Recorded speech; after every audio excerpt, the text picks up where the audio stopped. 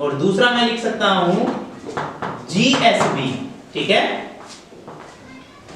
TSB माने ऐसे bacteria होंगे सल्फर बैक्टीरिया, लेकिन उनका कलर पर्पल होगा, ठीक है। पर्पल सल्फर बैक्टीरिया और ग्रीन सल्फर बैक्टीरिया। अब पर्पल सल्फर बैक्टीरिया का एक एग्जांपल हम जानते हैं, जिसे हम बोलते हैं क्रोमेसियम,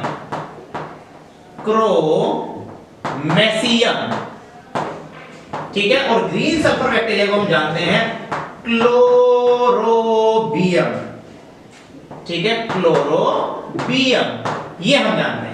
ये दोनों ही क्या होते हैं, नॉन ऑक्सीजेनिक होते हैं। ऑक्सीजेनिक नॉन ऑक्सीजेनिक क्या है उसके बारे में हम डिस्कस करने वाले हैं। बात कर रहे हैं कीमो ऑटोट्रॉफ की। तो कीमो ऑटोट्रॉफ होते हैं भाई नाइट्रोसोमोनास, ठीक है। दूसरा फेरोबैसिलस, थियोबैसिलस, ये सारे फेरोबैसिलस, ठीक है। और दूसरा है थियोबैसिलस,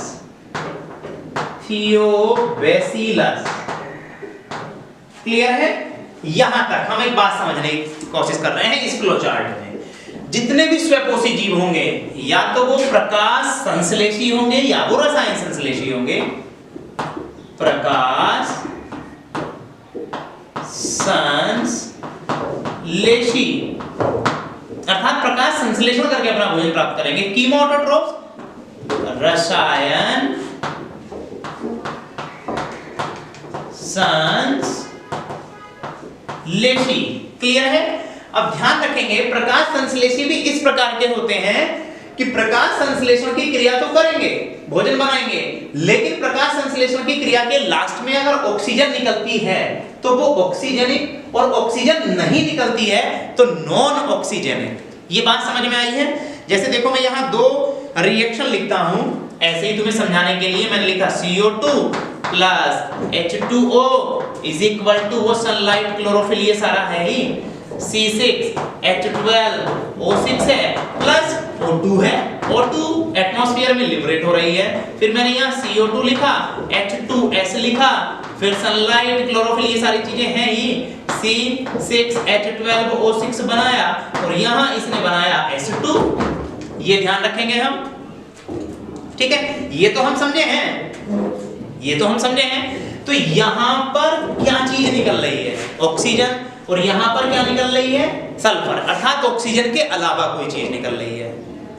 तो जिस, ठीक है, प्रकाश संश्लेषी जीव या जो जीव प्रकाश संश्लेषण करेगा और प्रकाश संश्लेषण के फलस्वरूप ऑक्सीजन गैस निकलेगा तो उसे हम ऑक्सीजनिक कहेंगे, और जिसमें ऑक्सीजन नहीं निकलेगा उसे हम नॉन ऑक्सीजनिक कहेंगे।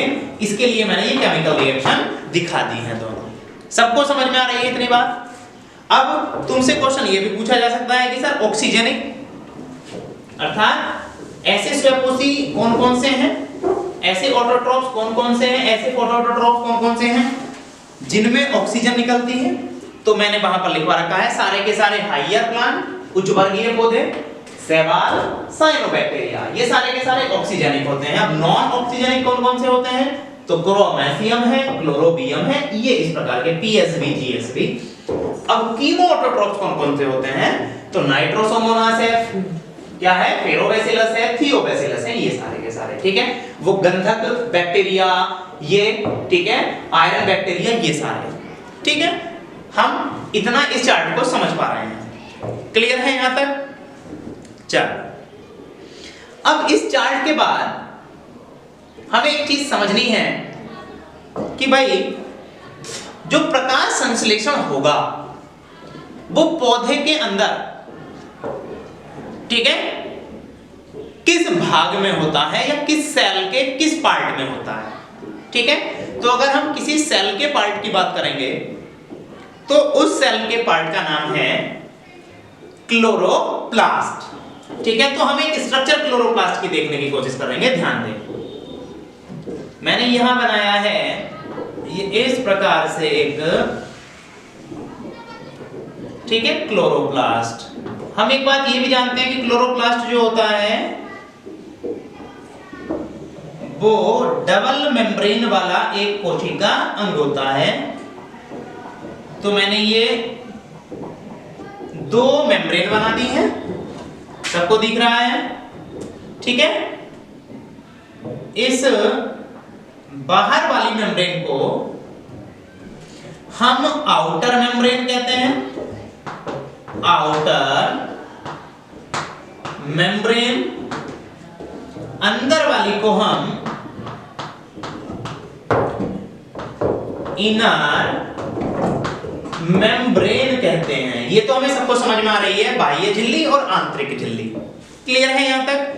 अब इसके बाद ध्यान देंगे इस पूरे क्लोरोप्लास्ट के अंदर ये जो 2 झिल्लियां हैं, इनके अंदर जो लिक्विड पाया जाता है, द्रव्य पाया जाता है, उस द्रव्य को सब जानते हैं, हम बोलते हैं स्ट्रोमा।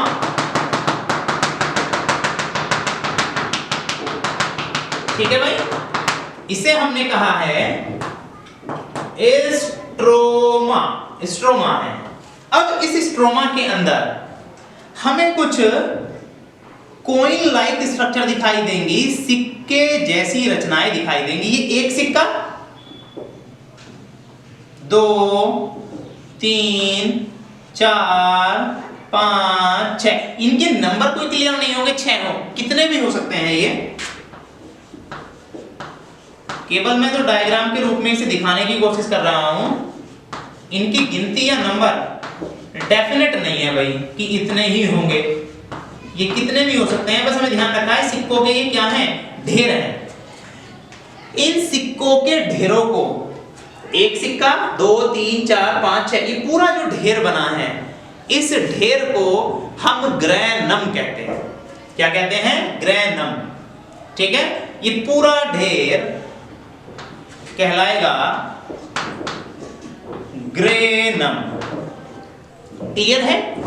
और एक सिक्के को हम बोलते हैं थाइलेकोइड। क्या बोलते हैं? थाइलेकोइड, या ग्रेनम लेमिली भी कह देते हैं इसे। थाइलेकोइड को हम ग्रेनम लेमिली भी कहते हैं। अब ये 1, 2, 3, 4 क्या है? ये ग्रेनम है। अब ये ग्रेनम आपस में मिले हुए होते हैं इस प्रकार से। ठीक है, तो ये जो पट्टी बनाई है जिससे ये मिले हुए हैं, इसे हम बोलते हैं स्ट्रोमा लेमिली। ठीक है, इसे स्ट्रोमा लेमिली कहते हैं। स्ट्रोमा लेमिली, ठीक है, इसे स्ट्रोमा लेमिली कहते हैं। समझ में आ रही है यहां तक? इसे थाइलेकोइड को हम ग्रेनम लेमिली भी कह सकते हैं, कोई इसमें टेंशन वाली बात नहीं है। तो इसे मैं लिख सकता हूं ग्रेनम लेमिली। ठीक है, ये दोनों ही नाम याद रखेंगे, ग्रेनम लेमिली और स्ट्रोमा लेमिली। क्लियर है यहां तक? चल, अब इसी के अंदर क्लोरोप्लास्ट के स्ट्रोमा में ही पाया जाएगा एक सर्कुलर डीएनए। सर्कुलर डीएनए, ठीक है, जिसे प्लास्टिडोम कहते हैं। ये हमें ध्यान रखना है, ठीक है, प्लास्टिडोम। उसके अलावा इसके अंदर पाए जाएंगे 70S राइबोसोम, 70S राइबोसोम पाए जाते हैं। क्लियर है? तो मैंने यहां लिखा है 70S राइबोसोम, 70S राइबोसोम पाए जाएंगे। और इसी के अंदर पाए जाएंगे कुछ फोटोसिंथेटिक एंजाइम, कुछ प्रकाश संश्लेषी एंजाइम पाए जाते हैं। तो मैं लिख सकता हूं फोटोसिंथेटिक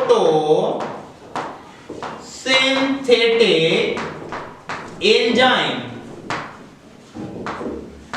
ठीक है, कुछ फोटोसिंथेटिक एंजाइम भी इसके अंदर हमें देखने के लिए मिल जाएंगे। ठीक है भाई, चल अब ध्यान रखेंगे, ये जो हमने स्ट्रक्चर देख लिया है क्लोरोप्लास्ट का, ठीक है, इसी क्लोरोप्लास्ट के अंदर प्रकाश संश्लेषण की क्रिया होती है, अर्थात वो क्रिया होती है जिसमें पौधे क्या बनाते हैं, भोजन या कार्बोहाइड्रेट बनाते हैं। अब हमें ये भी